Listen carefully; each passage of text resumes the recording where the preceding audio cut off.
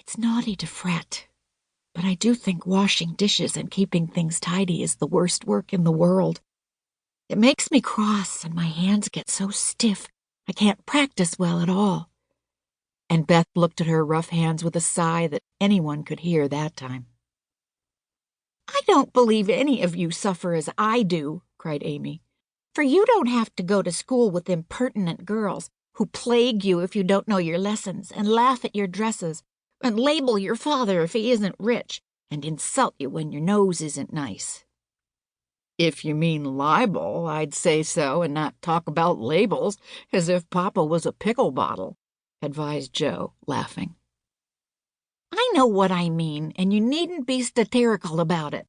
It's proper to use good words and improve your vocabulary," returned Amy with dignity.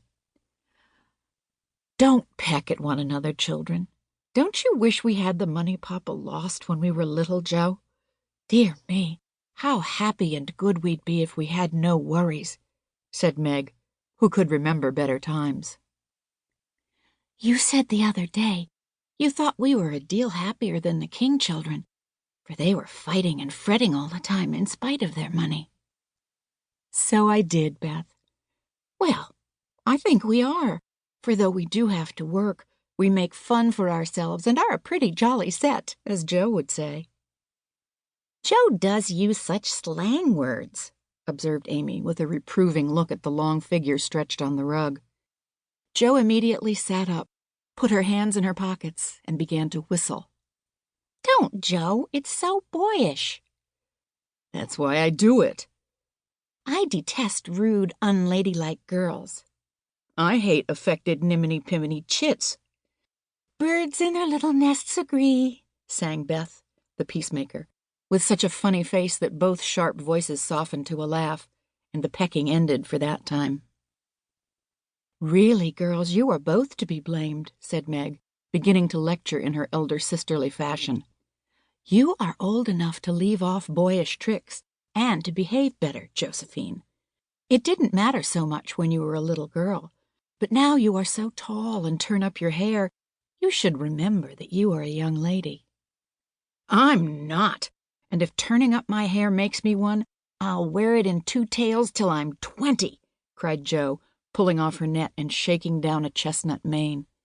"I hate to think I've got to grow up and be Miss March and wear long gowns and look as prim as a china aster. It's bad enough to be a girl anyway, when I like boys' games and work and manners. I can't get over my disappointment in not being a boy, and it's worse than ever now, for I'm dying to go and fight with Papa, and I can only stay at home and knit like a poky old woman." And Joe shook the blue army sock till the needles rattled like castanets, and her ball bounded across the room. "Poor Joe. It's too bad, but it can't be helped. So you must try to be contented with making your name boyish and playing brother to us girls," said Beth, stroking the rough head at her knee with a hand that all the dishwashing and dusting in the world could not make ungentle in its touch.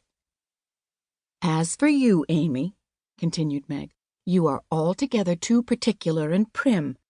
Your airs are funny now, but you'll grow up an affected little goose if you don't take care.